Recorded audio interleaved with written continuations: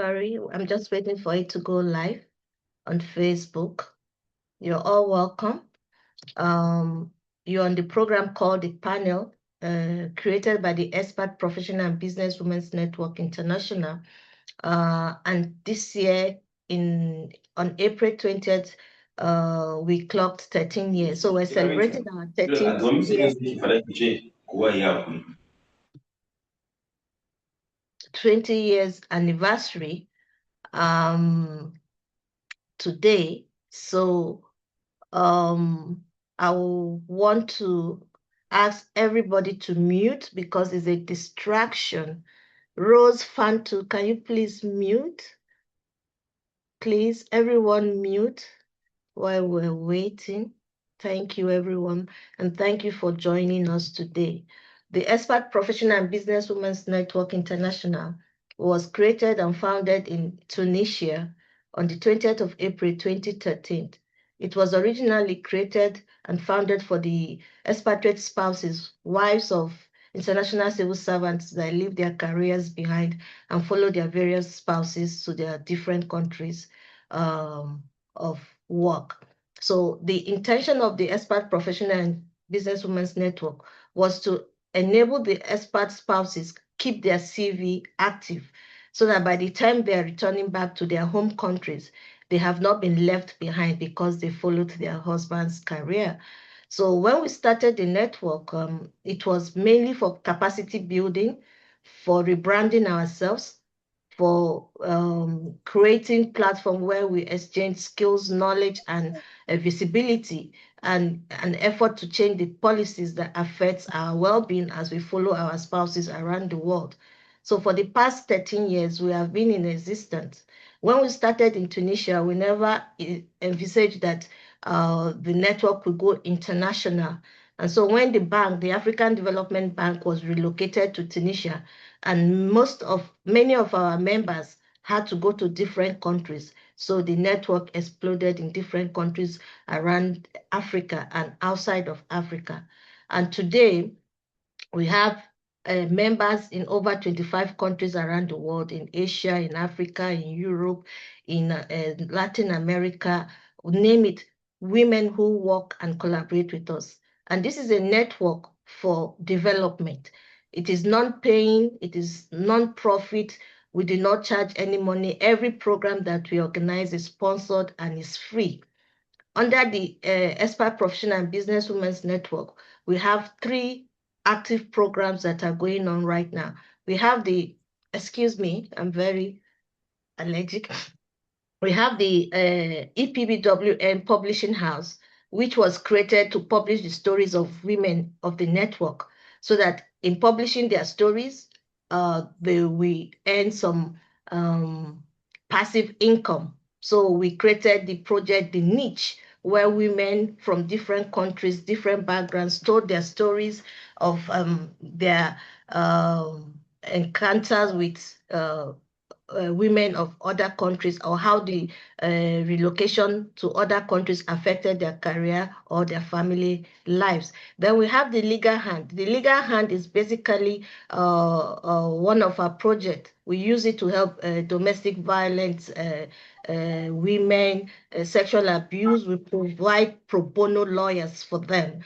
Especially when we're in South Korea, we had a lot of women who were in shelters, and we had lawyers that worked with them to provide shelters, to go to court with them, to make sure they receive their passports back from their spouses, or they were given the opportunity to relocate back to their various countries.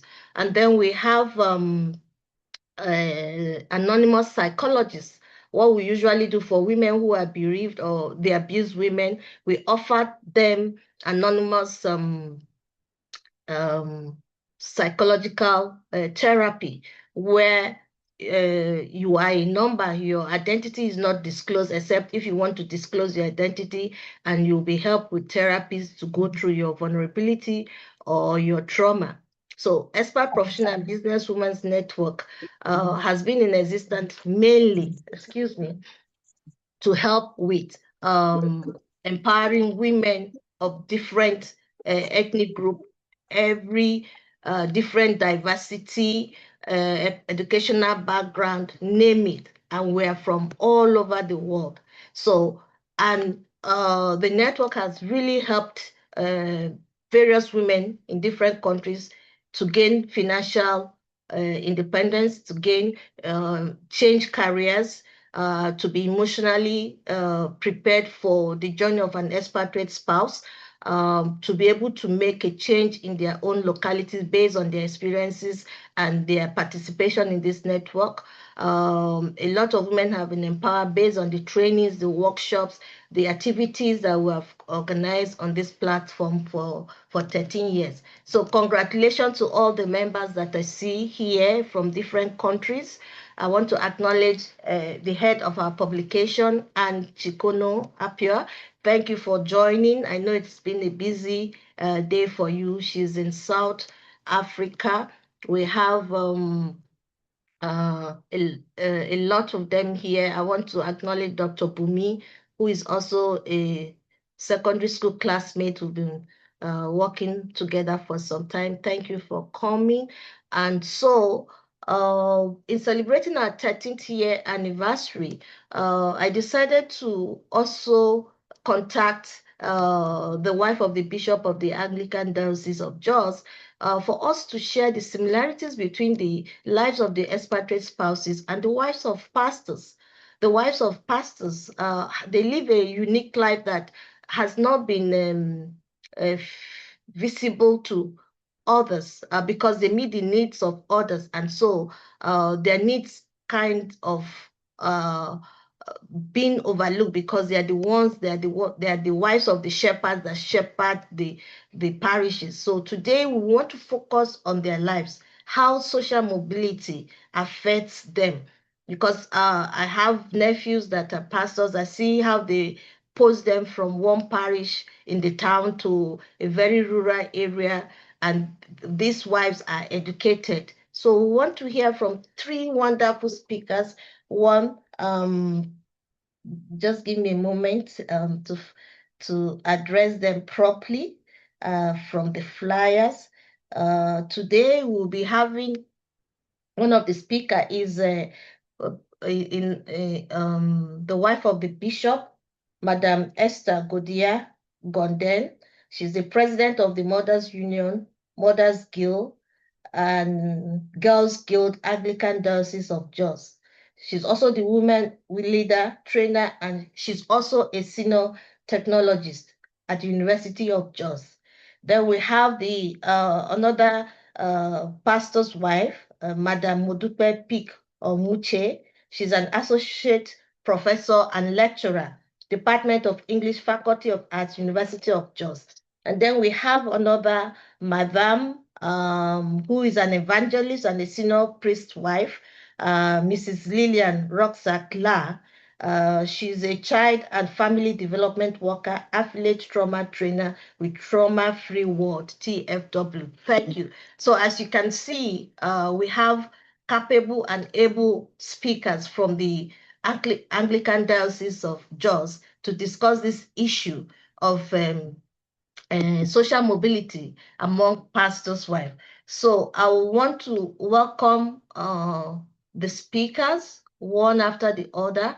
I want them to introduce themselves the way they want to be known by the audience and all the participants that is here. So I will start with Madam Esther Gongden to introduce herself. I'll pin her up here. Is she the, okay, here she is. You're welcome. Thank you so much. Thank you. So I would like Good you to evening, introduce everyone. yourself. Good evening.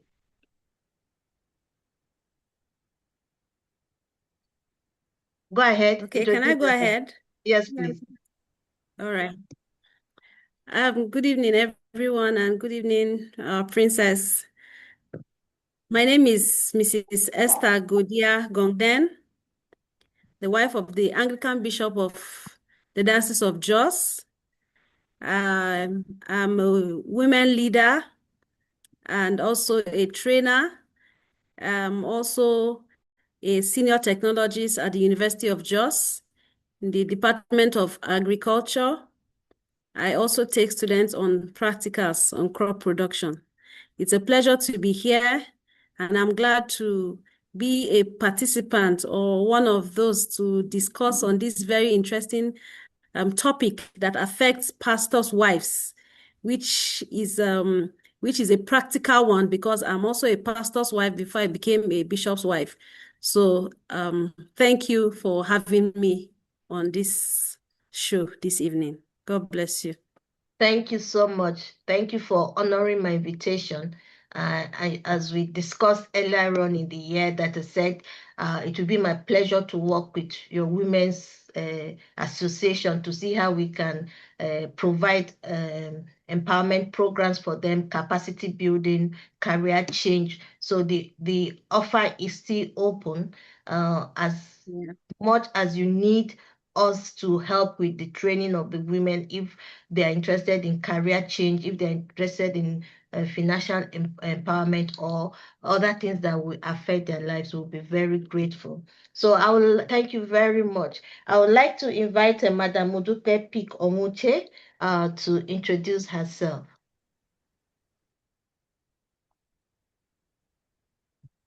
Hi, good evening, everyone. Auntie, I'm Dr. Mrs. Modupe Onwochei, lecturer, like you said, in the University of Jos. I'm also the wife of the subdean of the Cathedral, Anglican Diocese of Jos, which means a clergy wife or a pastor's wife. And we work together, we work with women, we work with the general women, the clergy wives, and God has been helping us. I'm glad to be here, and I pray that this discussion will be very profiting on the effect of social mobility on the pastor's wife. Thank you. Very much, Madam. Thank you so much. The last and not the least, we'll be calling on Madam Lillian Rucksack to introduce herself. Good evening, everyone. My name is Lilly Rochaglar. I'm a pastor's wife here in the Diocese of Jos. And like you've rightly mentioned, I'm a child development worker. I've been in this role for 10 years now, and a trauma free world affiliate trainer for about 4 years, going to 5. I have 2 biological children and 3 foster kids. And I was happy to hear about planting. Anywhere I hear about planting, I get very excited. I'm a lover of plants.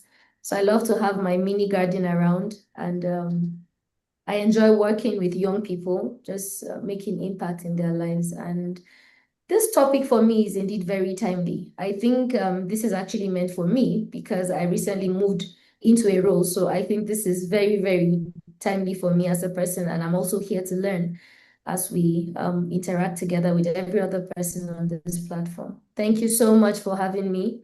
And I pray that we indeed have a blessed time today. Thank you. Thank you so much. Thank you. You're all welcome. You're all welcome to the Expert Professional and Business Women's Network International. The program you're on is called The Panel. And today we're discussing social mobility and the lived experiences of pastor's wife. And today we'll be focusing on 4 major areas of this discussion. 1, identity and expectations, church culture pressures, well-being and belonging, community perception and inclusion. So my first question, I want to say that pastors' wives often carry a unique blend of visibility, responsibility, and expectation within church communities when their social status shifts through education, career advancement, financial changes, or life transition. Those shifts can deeply influence how they see themselves or how others see them. So, based on this background, I will want to ask the first question to the bishop's wife, Madam Esther Gongden. How does a change in education level, career status, or income influence the way a pastor's wife sees herself?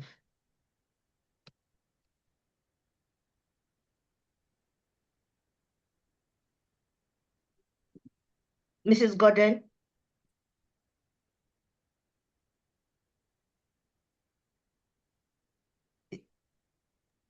Okay.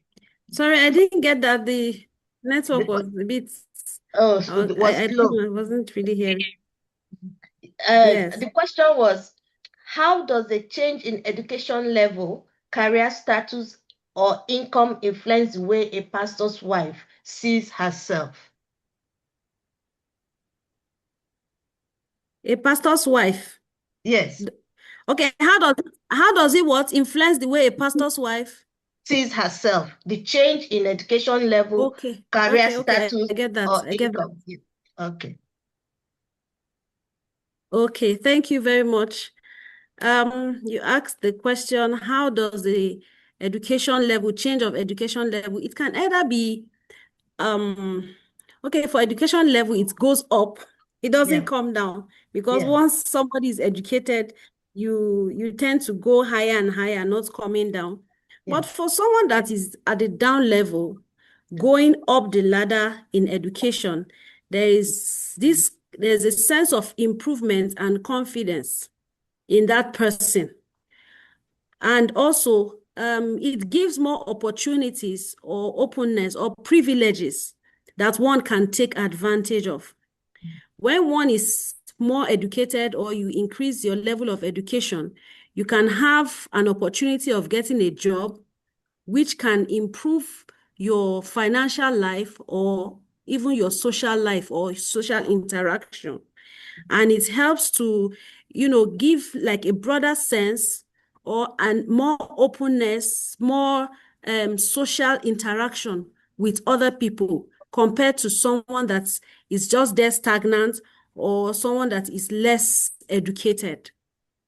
I don't know if that plays into it. I want to give a follow-up questions. So based on what you have said, as a bishop's wife, what provision has the church made that when pastor's wife are when you notice that pastor's wife are not educationally grounded, what provision have you made for them to increase the educational level of growth? Okay. For us in the Diocese of Jos, we have opportunities for our pastors' wives to improve themselves in education. And a few or a number of our pastors' wives right now are even in school. I know that the bishop encourages that pastors' wives who were not educated when they were married should try to see how they can improve themselves. We have some people, some pastors' wives that have just written JAMB. Some of them have written WAEC, wanting to further their education to the university. Some of them have even enrolled into part-time programs in the universities to get degrees for themselves. And some have also graduated. Like for me, when I married my husband, my level of education was not so much, but in this ministry, I did my first degree, I did my postgraduate diploma in education, I did my master's, and presently I'm running my PhD.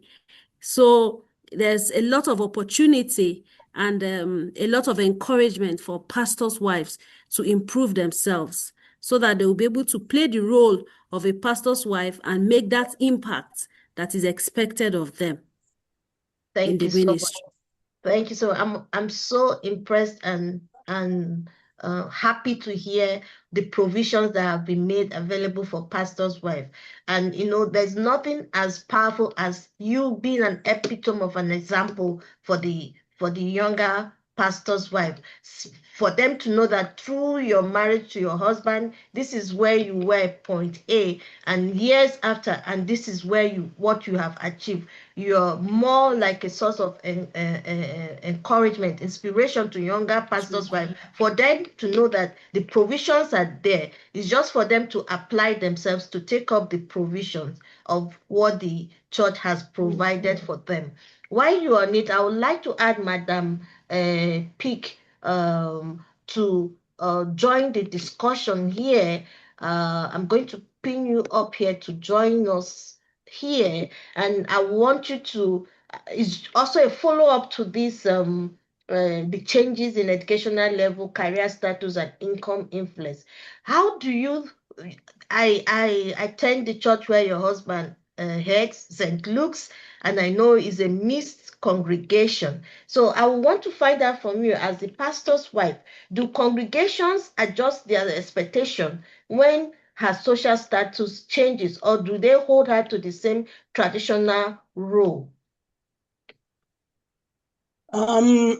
Just like you rightly said, the setting, the church, we have the opportunity to help the congregation as a clergy wife or a pastor's wife to understand the person of the pastor's wife, to know her level and be able to adjust their minds in following up.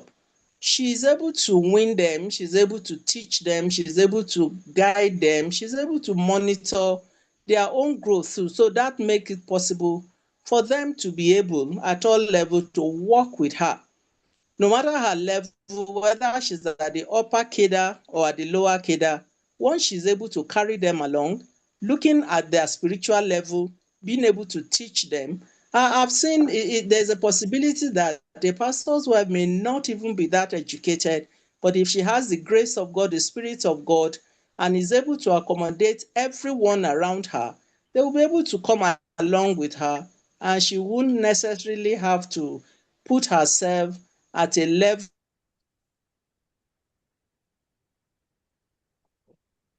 Her volume is, okay, she's back. Thank you. We lost you there. We lost you there. Yes. I don't know if you can take the last part of your discussion.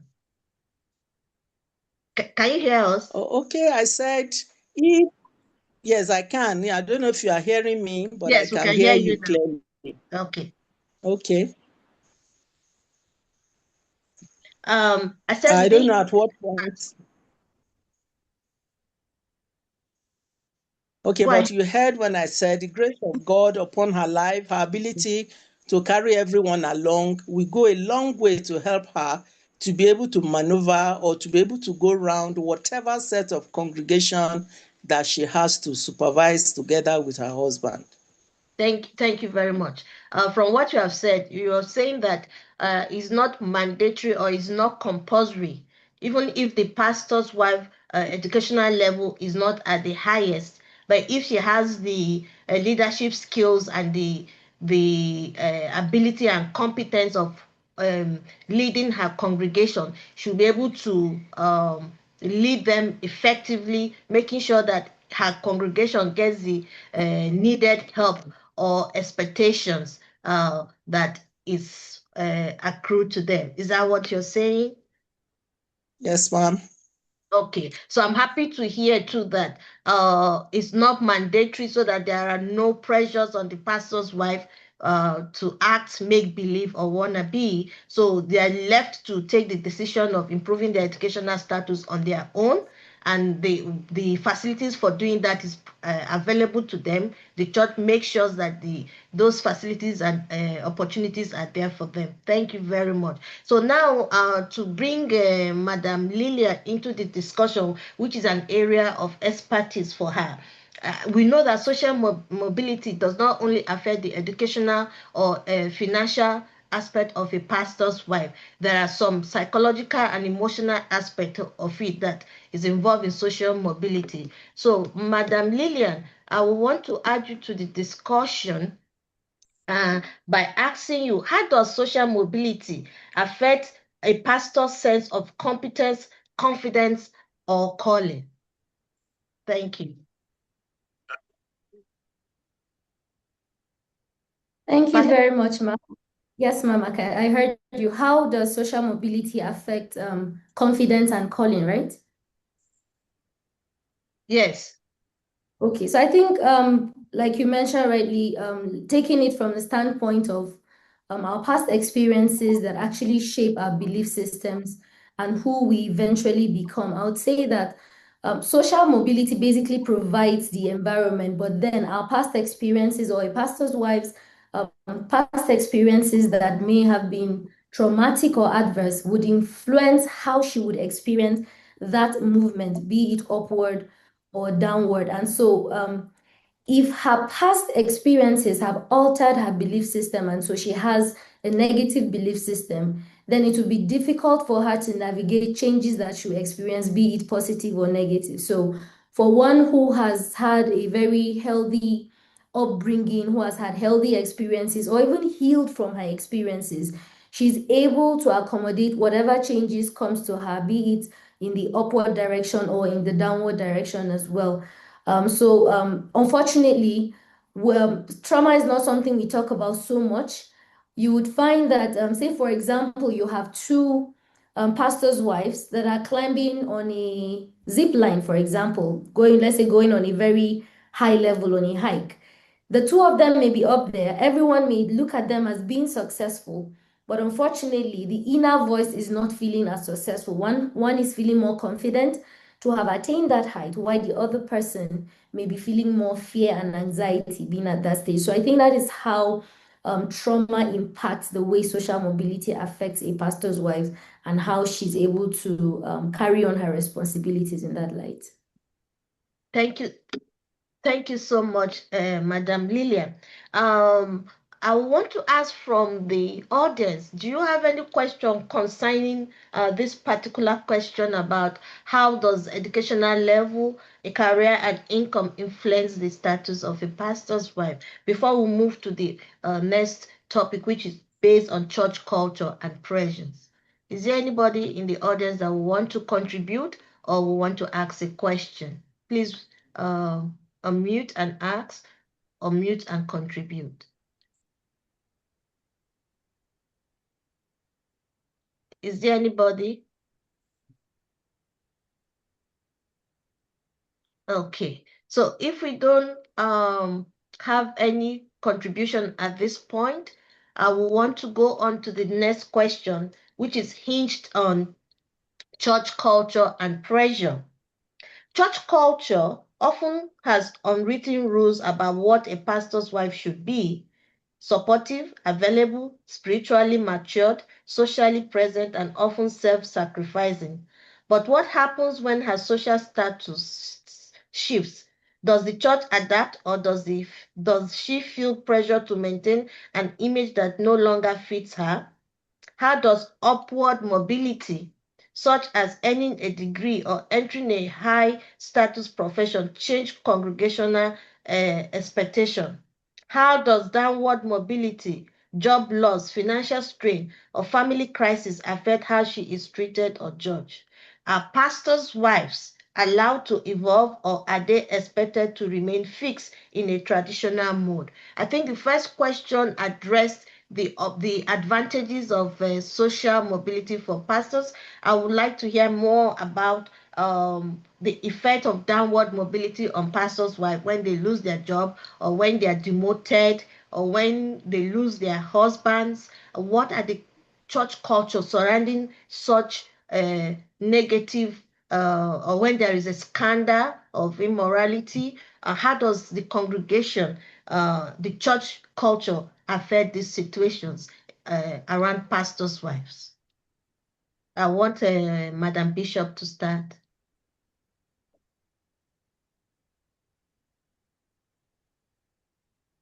Okay.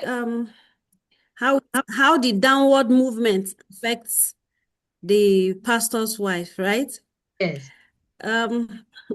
Okay, it's like coming from a ladder, from a high pedestal, coming down. There are so many things, new experiences that she will face, so many challenges that she will face, and not be sometimes, if she does not have that self push, or that her own personal image, if she has not developed herself, she might not be able to sustain or to be able to cope in that place that she finds herself. Different things can bring about the downward movement or the shifts from a higher social class to a lower social class. And it can affect a pastor's wife in so many negative ways, depending on how the person takes it or the calling of that person. You know, sometimes not even the pastor's wife might not even take it so bad, but people around or congregation, church members, they can make it look as if, oh, you are being punished, or you have done something wrong. And these shifts might not really be maybe doing something wrong. It might be as a result of transfers, because in the Anglican Church, we do a lot of transfers, and you can see sometimes somebody might be in an urban area or maybe an advantaged church, and then suddenly it's being transferred to maybe a rural place or a village church. You know, that's kind of trying to adjust might be a challenge, depending on the level of the person on the person's understanding of ministry. You know, this downward mobility, it may reduce the person's perceived status or influence, and sometimes it can lead to a subtle marginalization of that person. The person will feel maybe her self-esteem have reduced, or she doesn't have the power or the authority that she used to have before. She cannot exercise it anymore. And sometimes even her own self-worth, it might reduce, thinking she might not be able to cope or she might not be able to perform. Or sometimes she might feel she cannot, bring herself down to adjust. It's maybe people will look down on her or maybe talk about her and stuff like that. So it can really either affect the person negatively or even positively, taking it as a challenge to see how you can build yourself and build the people that you're working with. Whatever knowledge you have from that place, you can bring it to this, this new place that you are thinking, maybe the down area, and see how you can also develop women and help them to build themselves together, and to see that wherever you are, whatever environment you are, does not really limit you, or it doesn't affect you negatively, or it doesn't make you not to be able to reach your goal or whatever God has destined for you to be. Thank you. Thank you so much. So from what you have said, you're saying that it's dependent on the pastor's wife tenacity, her personality, and her perspective of life. So even if her downward mobility, she sees it as a challenge and she improves herself, and to make sure that it doesn't affect herself, she may be successful. But I want to move to Madam Peak. My question would be that how do the senior pastors' wives deal with negative effect of social mobility that has caused maybe separations of pastors' wives from their husband, or leading to divorce or scandal of inappropriate behavior? So I want you to tell us how this church culture is being monitored and handled by the church as it affects the pastors' wives.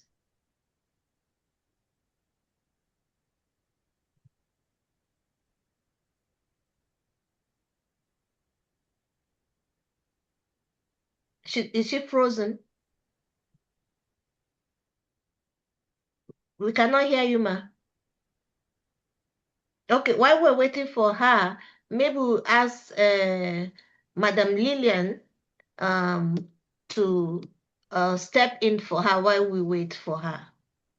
I think I'm here. Okay, you're here. You're welcome. Yes. I think the most important thing, if I follow up from what the bishop's wife said, is that individual, whether it's a senior pastor wife or junior one, moving up or moving down, is first of all to have what we call core values. If you have your core values, you are grounded in such core values, I think the mobility or the positioning or where you have moved to, maybe downward, should not be such a problem, because first is to see that every area you go, in town, in village, is God's own ministry land, is God's own calling, is God's own space for us to execute that which He has given to us. So if we see ourselves that way, we will not have too much problem adjusting or adapting. Of course, you know that humanly speaking, it may have some form of weighing down, it may have some sort of feeling sober, shame, or whatsoever we can call it.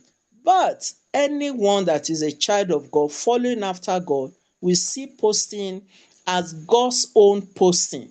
And when you see it like that, the same strength you will put in a township church or in a township location is the same that you will put in. So such a senior clergy wife, like you said, we just have to see God in action. Once she sees God in action, maintains the value she has for God in the city or in the new location now, she'll be able to move on. She'll be able to cope, because anywhere you are to do service to God. So irrespective of where, we are to do service, and that can be a form of encouragement to such a person to overcome whatever lowness or whatever loneliness or whatever shame may have been attendant to the new location. That's what I think.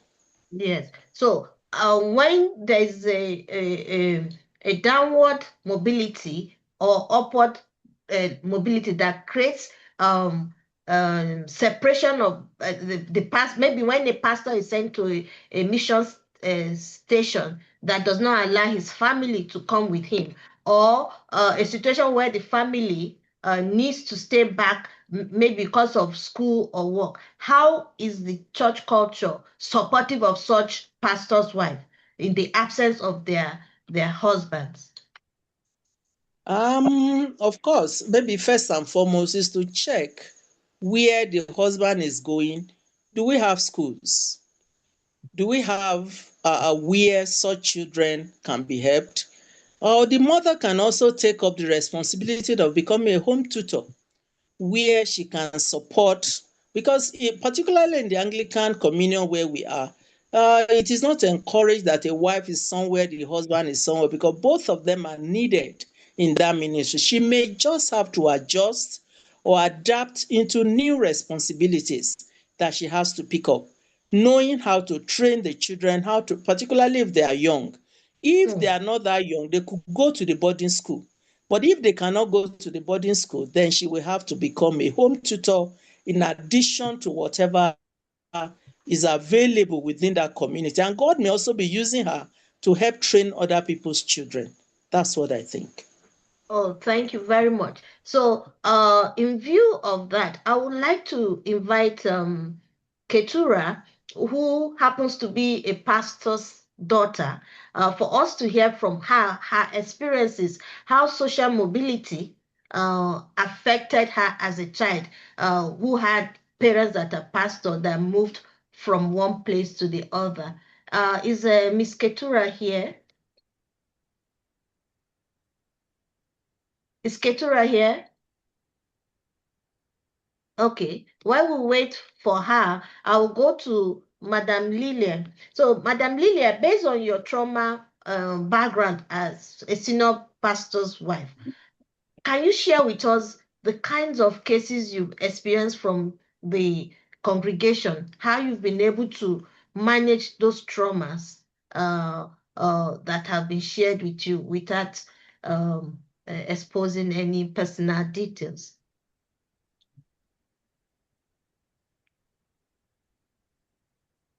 Thank you, Ma. It's quite interesting when we talk about trauma, because this is a non-visible wound that people carry around with them everywhere. And honestly, my knowledge of trauma has largely helped me. I've spent 7 years in a I don't know if to call it, it's not a rural area per se, and it's not exactly urban, it's in between.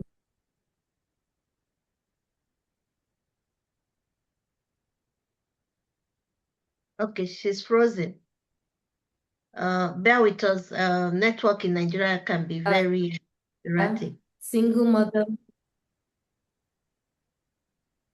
I'm sorry, can you hear me? Yes, we can hear you now. Okay, so I served in a community that was neither urban nor rural. It was just in between. However, it's a small community, but the families we had in that community were families that, there was a lot of dysfunction, there was a lot of neglect. I think all the children, it was trauma that was early. And in trauma-informed care, we learn that trauma that happens early has more effects on the child than when it happens later in life. And so how this knowledge of trauma has helped me in that area to support. For example, I used to take the teenagers in church, and you would see a lot of actions, aggression, rebellion. Some of them are taken into vices.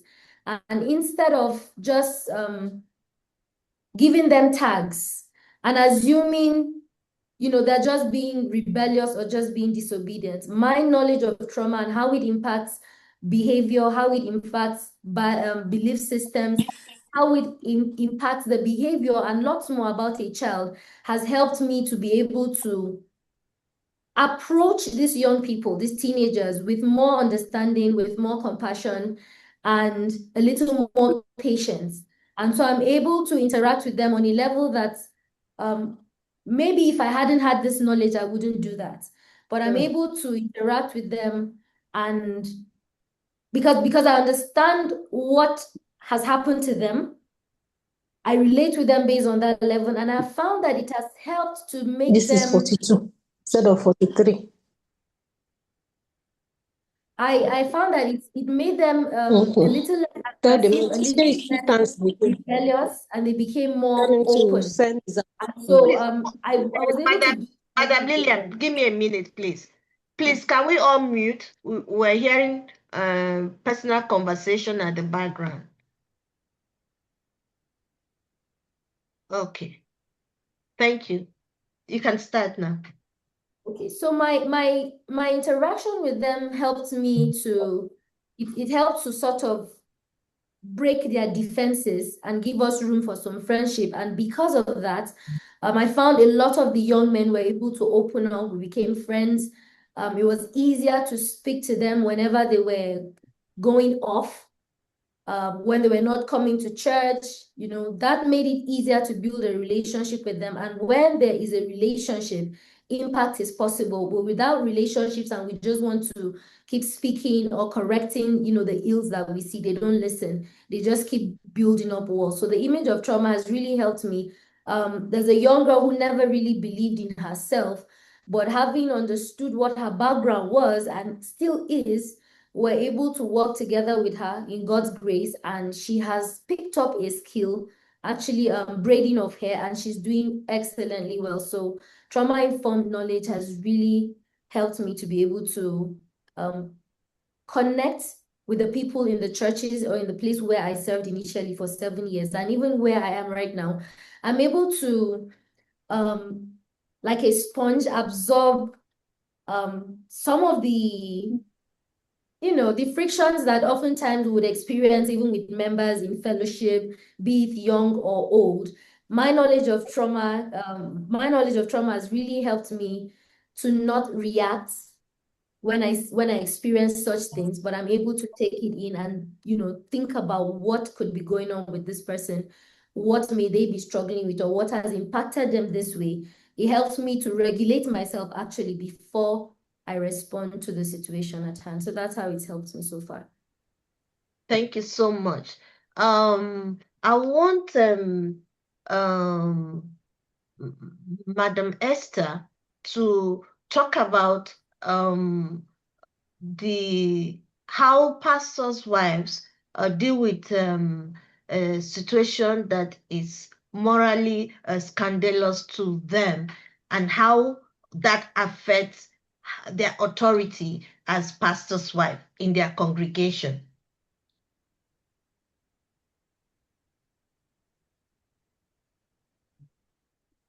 Sorry, please, can you take the question again? How do pastors' wives who suffer scandal based on immorality that affects their personal life? How are they able to cope with their congregations? Okay, it depends on where the immorality is coming from. Is it from the pastor's wife or from her husband? Both. In the case of immorality, how does that affect the position of a pastor's wife and how her role as the head of the women's guild, mothers guild, and the church in general? As the head of the women. Yes. When it comes to from her own part, when the problem is from her own part, I think even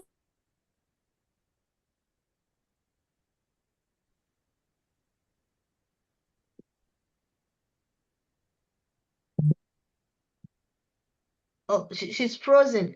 Can Madam pick up while we wait for her? Is Madam Pick able to pick up the question? Yeah, I think one is that whichever of them, whether it's the man or the woman, the important thing is to settle scores with God, settle it with God.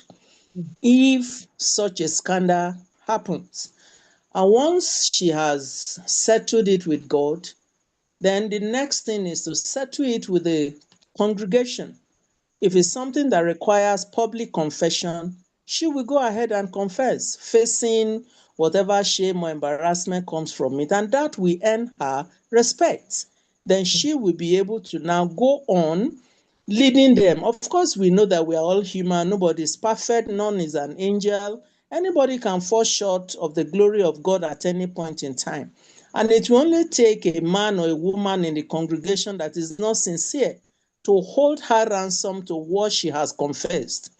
So it shouldn't, it may give her a little setback, but as soon as she's able to pull herself together, she will get back on her feet first with God and be able to face the congregation. That's what I think.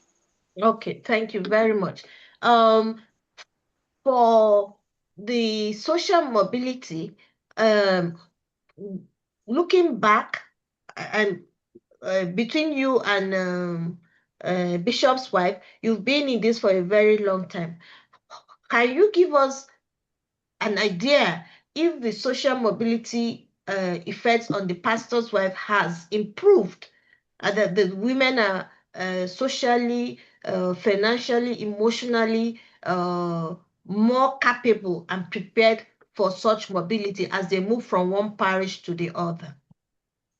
Yeah, if there's one thing the bishop's wife has tried to do, like she said at the beginning, is to ensure that each woman is able to stand on her feet. It could be education, it could be business, it could be trading, name it. Once you are able to stand and look after your family without necessarily depending on the congregation, even when you are moved, whether upward or downward, you are still able to go ahead to that place and help your husband to look after the family. For instance, a woman in the city who is earning a salary and now has to move to a rural area, unable to earn the same salary, can get into doing some other things.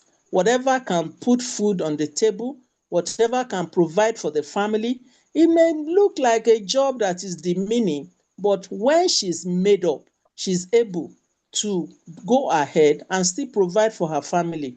They may not eat what they were eating in the city or where they are coming from, but the truth is the home will still be running. And I think that is what is important. Thank you so much. From what I've gathered from all the senior pastors' wives here, is that the pastors' wives are given opportunity to improve either emotionally, financially, psychologically for the positions where they have been placed as pastors' wife. And if in any event that they find themselves unable to, that the church has structures to help them financially, emotionally, and psychologically. And so we talk about Madam Lillian here, who is already involved in trauma therapy or conversations with the people in the church. So I'm very happy that we have this discussion, and I think this is a healthy discussion to have, so that pastors' wives that do not have access to these things, or have forgotten that these opportunities are available at the specifically now at the Anglican Church in Jos, that there are opportunities for trainings, there are opportunities to help you grow as a pastor's wife. So they should also know that the doors are open for them to improve on their capacity and their growth. So I would like to ask Madam Lillian about the mental health in your own interaction with the congregation. What is your perception of how the congregants, their mental health, how is, when they come to church, what do you see? Does the church meet their emotional and spiritual need that affects their mental health? Okay. First disclaimer, I'm not a mental health specialist. I know. Yeah, but but I would like to believe that from our pulpits and the different church groups that we have and the programs that we have, there is a lot of spiritual opportunities. There are lots of teachings, lots of programs that have been put together to help the members of our congregations to actually grow and to overcome some of the emotional challenges, loads that they have inside of them. But just like the adage that says you can take a camel or a horse to the river, but you can't force them to drink. I think that's mostly where we're at, because people come into congregations because of, especially now where we're pressed on every side, so to say, with, there's insecurity, it's economic hardship. It's just a host of things that it always feels as though people are choked. People may come into our churches and they are physically present, but emotionally and spiritually not exactly entirely available, so that the word of God, the seed of the word of God, can be planted in their heart. So a lot of people come with that invisible suitcase that they carry around with them all of the time. So I think the best we can do, our husbands and also we as pastors' wives, is to uphold our members in prayers, and then to ensure that we're teaching the undiluted word of God. And then where opportunities avail themselves, to speak to them about issues of mental health, maybe bring in some other professionals. If they are open and willing, then we can talk about their, history, what adverse childhood experiences they may have gone through, and what is going on in their head. But until we get to that point, we cannot, we do not have the statistic to say that this is how they are coming in and this is the exact impact that our services are having on them. So I think until we get to that point, we can't fully assess it. Okay, thank you very much. I like the way you framed it. And so I think maybe this is something that the church should look into, because, when you have a benchmark to work on, then it can also be a source of encouragement to the pastor's wife and to the pastors, that when people come into their churches or into their congregation, and when they hear the preaching, there is a lot of changes going on in their spiritual or emotional mindset. Because right now around the world, mental health and trauma is one of the leading cause of suicide, depression, drugs, and what have you. So in line of that, I would like to ask Bishop's wife, has the church made provision for pastors' wives and their children in terms of providing medical assistance if they happen to find themselves using drugs or depressed or emotionally unhappy with their situations?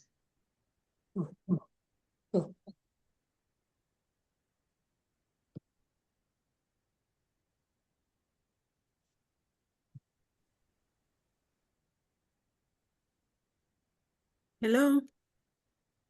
We can hear you. We can hear you. Can you hear me? Yes, we can hear Okay. you. It's just that the network is really dealing with me, so I'm hardly, I'm just trying to hear what you're saying. I heard you asked a question. You said, "What is the church trying to do about pastors' wives or children that are what? Is it that are involved in?" That have drug issues, depression, and things like that. How do Drug they? issue, okay, Yeah, depression, both yeah. pastors' wives and the children. Children, yeah. Okay. I cannot really say that the church has specifically made like arrangements or made available opportunities, to attend to such matters.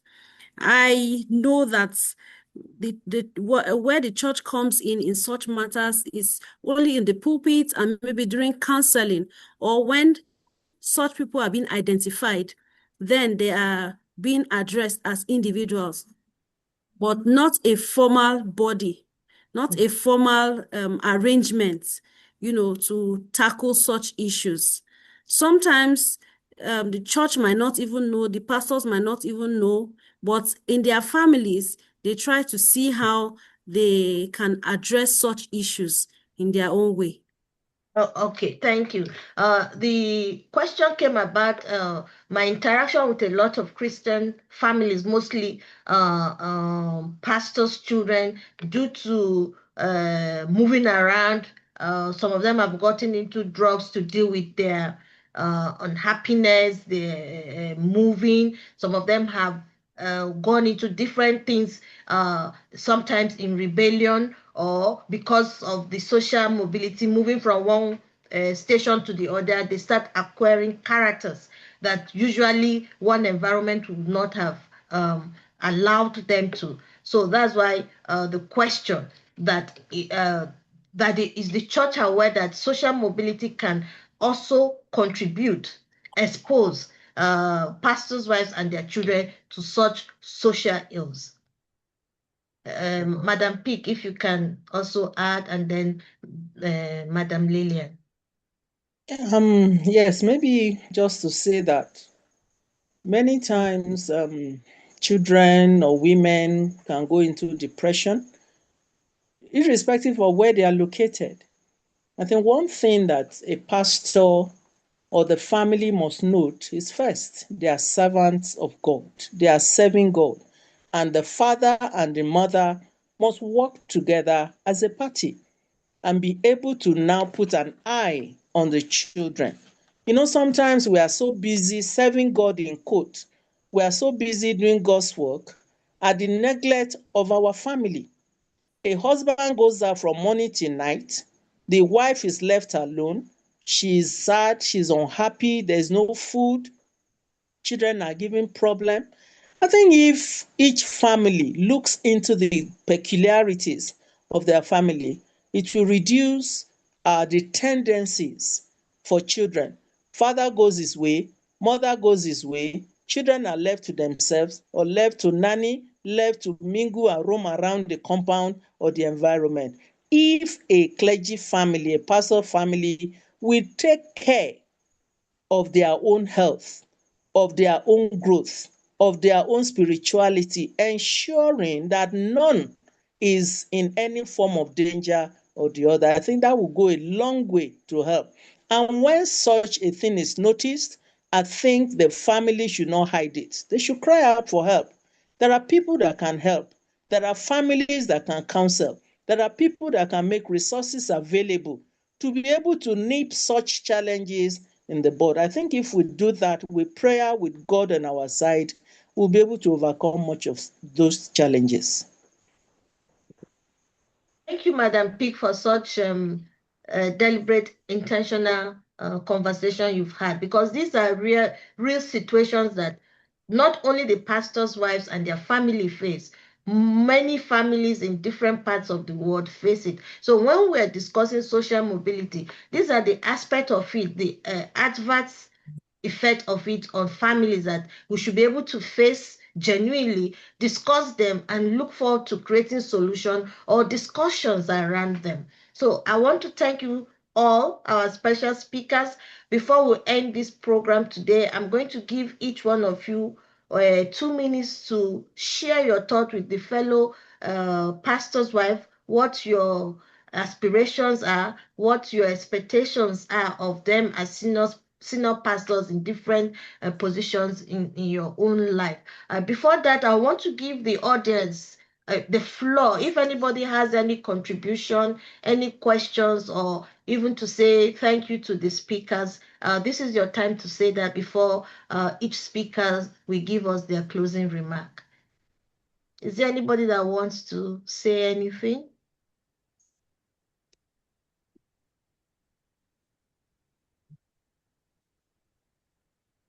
Is there anyone? Good evening, ma'am. Hello. Good evening. Yeah. Okay. I see. Who is speaking?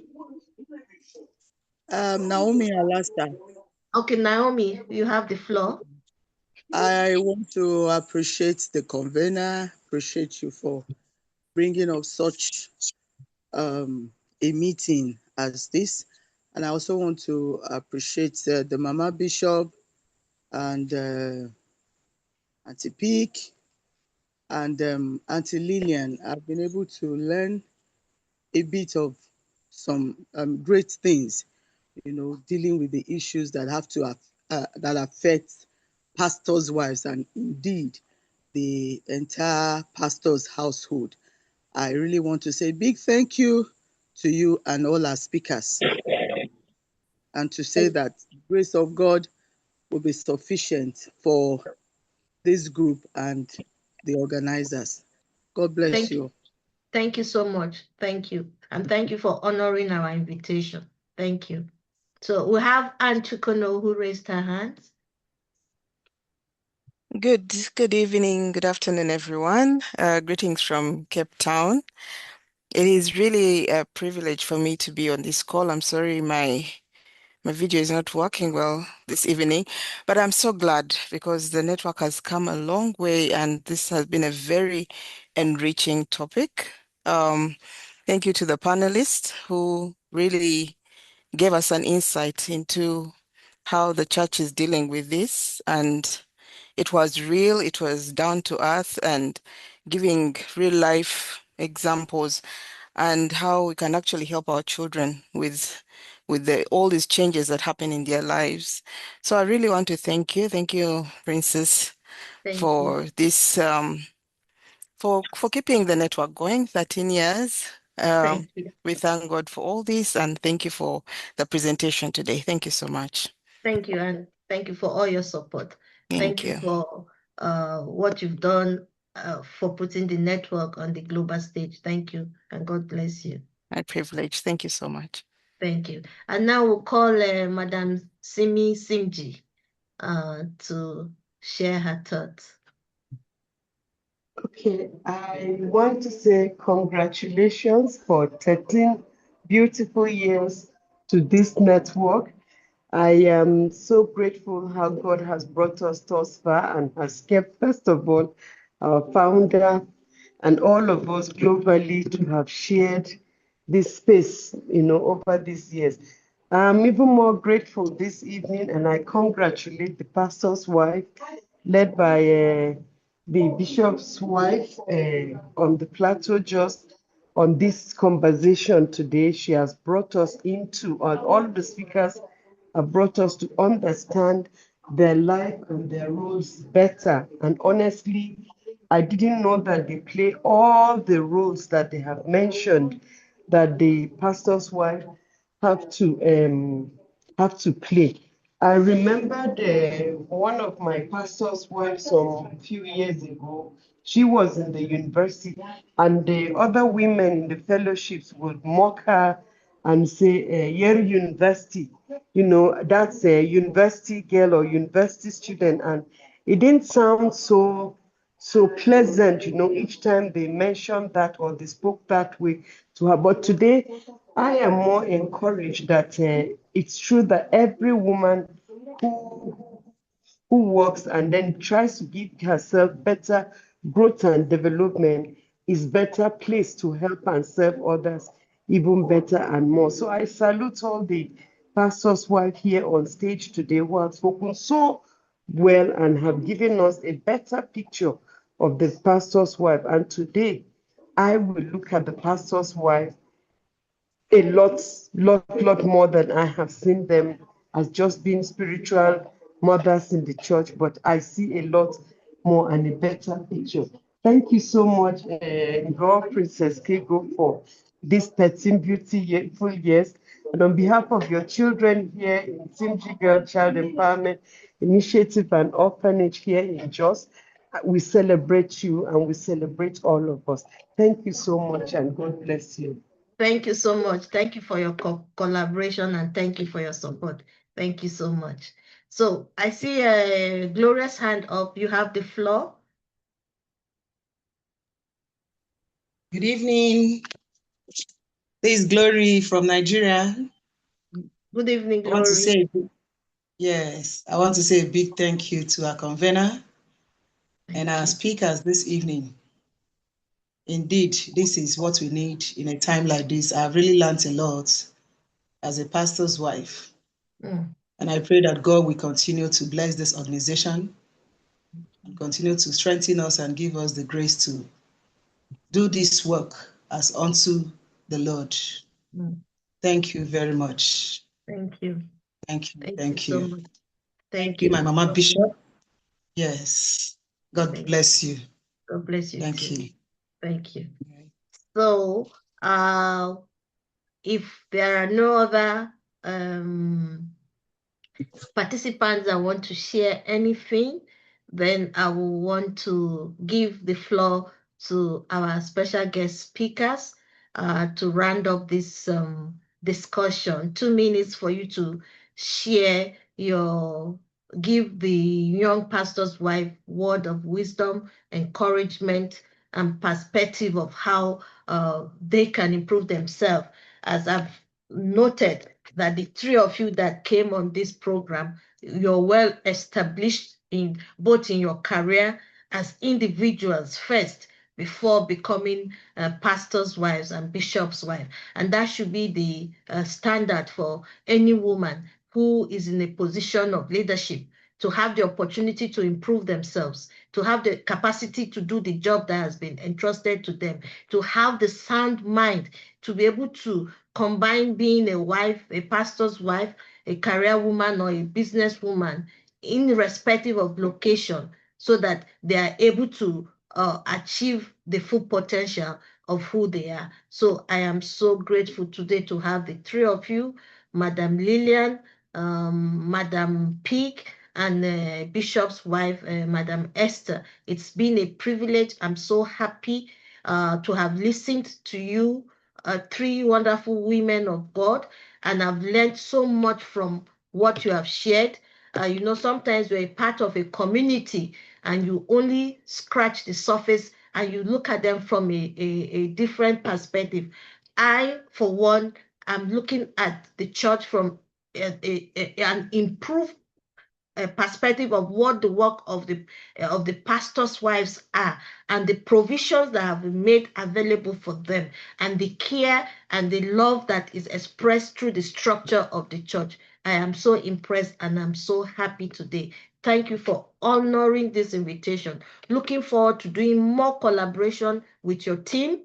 And like I said, I'm available for trainings, for discussions, for whatever it is that you will need my skills or availability for. As a network, we'll be able to provide such trainings and such opportunities for the women in the Diocese of Jos. So that being said, I will want to start with Bishop Gordon's wife, Gloria Gordon, to say her 2 minutes of farewell and thank you and encouragement to the younger pastors.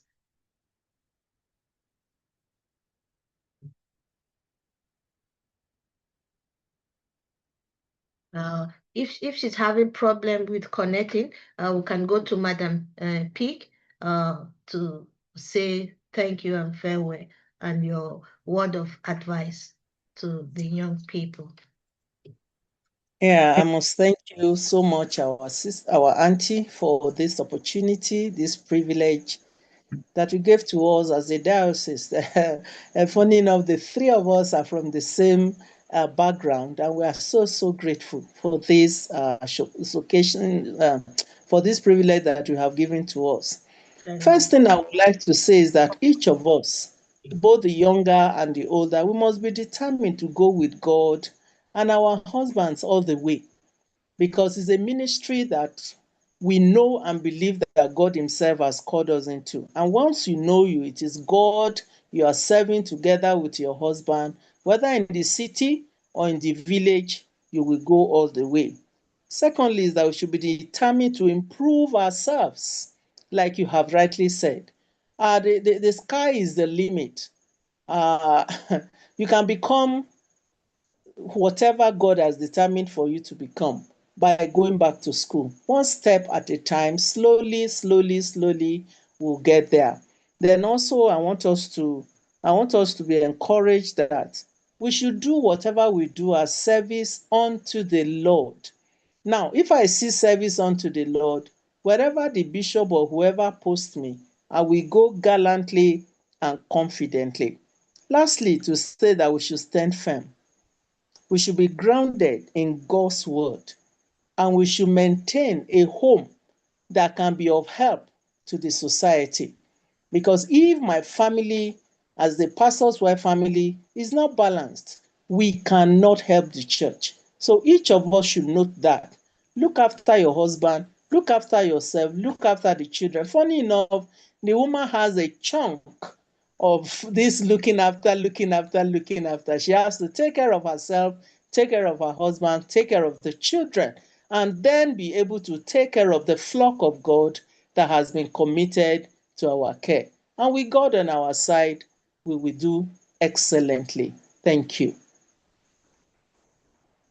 Thank you so much, Madam Peak. Thank you. Looking forward to seeing you when I come home and we continue with the discussion. So I would like to call on Madam Lillian. We will let the bishop's wife close us up. So Madam Lillian, if you have 2 minutes to Thank you share so word of encouragement. Thank you so much, Ma. It is indeed very exciting for me. This is the first time I'm hearing about this body, and it is very exciting for me, and I look forward to also learning more from your platform. And thank you for the privilege to share the little that I know and lend a voice on this topic of social mobility. What I would like to say is that for myself and my other sisters, clergy wives who are here, we need to always remember at the back of our minds that irrespective of our status, irrespective of administrative positions given, financial capacities, whatever it may be, first and foremost, we are all called to the same mission. We are all called to reach out and to shepherd the flock together with our husbands. So what we should do is we must prioritize building ourselves, our characters, such that it is Christ-like, so that when we find ourselves, be it in the upward direction or downward, we will still be able to maintain integrity and authenticity in all that we do. And also, we need to be rooted in our identity. We shouldn't attach our identity to roles and to locations, because if we do that, when all of those things are stripped off, then it becomes a big internal problem for us on the inside. So we must ensure that our identity is rooted, like our theme for the year as a diocese, taken from 1 Peter chapter 2, verse 9 and 10, which tells us who we are actually in Christ. Those are the things that we should hold on to, and not status and all of that. And then I would also like to say that being that we are called to a mission, and it is to all peoples, yes, adding to what Mommy Peak has also said, we ought to develop ourselves in different areas. We are basically no different from, in quotes, barristers and lawyers. We should know a little bit of everything, because the needs of one congregation will differ from the needs of the next. And so it's important that we are intentional to grow and develop ourselves, so that wherever we are posted to, as God decides, we're able to give in our giftings and our best to see that God's work continues to prosper in that place as well. I think that's basically what I've, and then we should also have a very firm understanding of the fact that, like Paul says, he has learned to be content, you know, in plenty and also in little, so that wherever we find ourselves, we are content in that situation. And when we are content and accept that situation where God has placed us, God is able to give us wisdom, and creativity will come from us to serve his people, be it in the rural area or in the urban area. Thank you so much once again, Ma, and happy 13th anniversary, and cheers to many more years ahead. Thank you. Thank you so much. Thank you. It's people like you who honor our invitation, who make us active, that gives us the opportunity to do what we do, that has kept us these 13 years. So thank you very much for taking time. I know this week has been a very hectic week for all of you due to the women's conference that is going on in your diocese, but this shows your commitment to leadership for you to be on this program to talk about social mobility that affect the pastor's wife. Thank you very much, Madam Lillian. So we'll call on the Madam, the Bishop's wife, Madam Esther, to give us her own closing remark.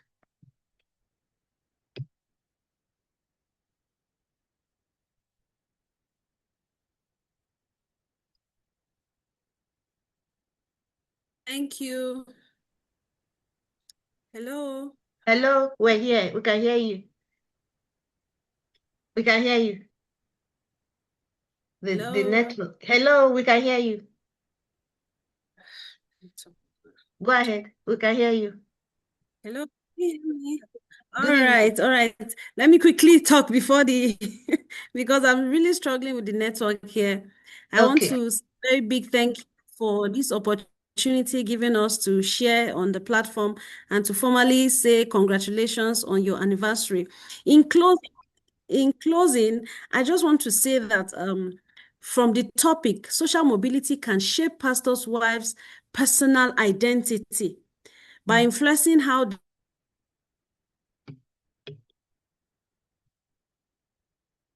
Yeah, we'll just give her a little bit of time.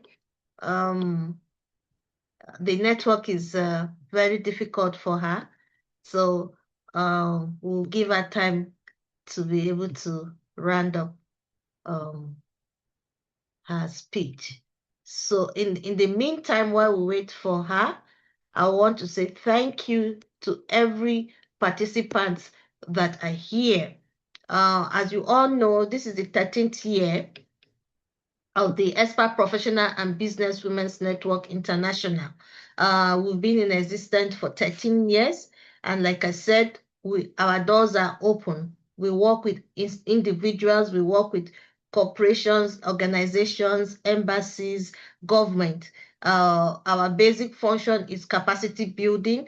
We try to organize business training for women who want to rebrand their careers or that want to start business from zero capital.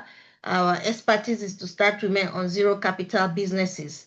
And thank God for the innovation of technology where women can stay at home and create businesses and earn income. So we would like to collaborate with any of you who have ideas, who want to use the platform to engage us. We're open, we are free, we're non-profit, and we do not charge any fees when it's on the network, but we also have expatriate pool where you can contact different experts for different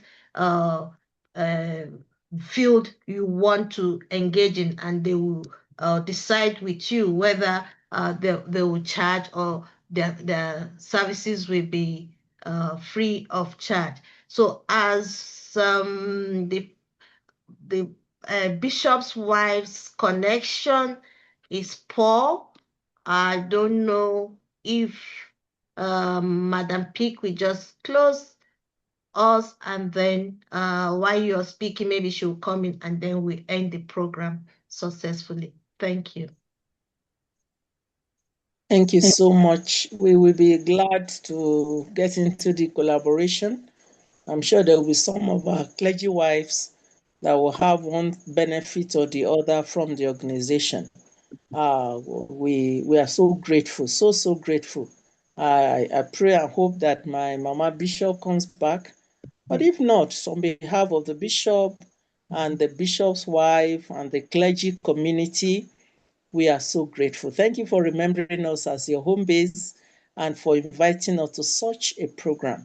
May the Lord bless you and enrich the work in your hand and cause it to grow from strength to strength. Amen. In Jesus' name. Thank you Amen. so much. We are grateful. Thank you, ma. Thank you very much. God bless you. I want everybody here to unmute and say thank you to our special speakers for the time they've taken to be with us today. Just unmute and interact with them and say thank you. Thank you so much. My profound love and gratitude to the Bishop of the Diocese, to your husband, to Madam Lilly, and to your husband, and to all the people of Jos Diocese, and congratulations on a successful conference that has taken place this week. Looking forward to the collaboration, and God bless you all. Thank you for all of you for coming on this program. Thank you. Thank you very much. So you can all unmute and say Thank you very much. Thank you. Thank you.